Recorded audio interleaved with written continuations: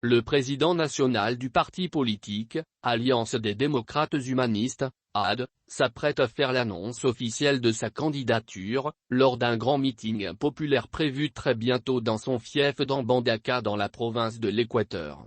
L'information a été communiquée à la rédaction de Le Journal par une source naturellement bien informée, qui a donné des précisions sur quelques préparatifs autour de cette annonce. À 15 mois des prochaines élections, on en sait un peu plus sur les probables têtes d'affiche de l'élection présidentielle.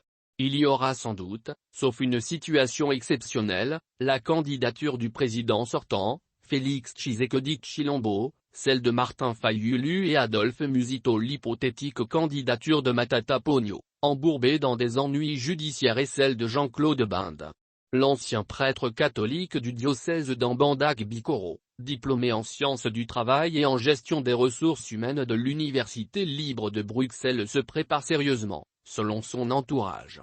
Ancien député provincial de la ville d'Ambandaka, ancien vice-gouverneur de l'ex-grande province de l'Équateur et ancien gouverneur de cette province, qui a été élu député national en 2011 toujours à Ambandaka, ambitionne de succéder à Félix Tshisekedi. Comme atout, il disposerait d'un programme réaliste censé développer la République démocratique du Congo dans un temps record et d'un carnet d'adresses à l'international susceptible de faire venir des investisseurs. Pour ce faire, il va solliciter les suffrages des Congolais pour le réaliser. Nos sources renseignent que plusieurs personnalités et partis politiques pourront se rallier à Jean-Claude Binde. On n'en saura plus dans les prochains jours.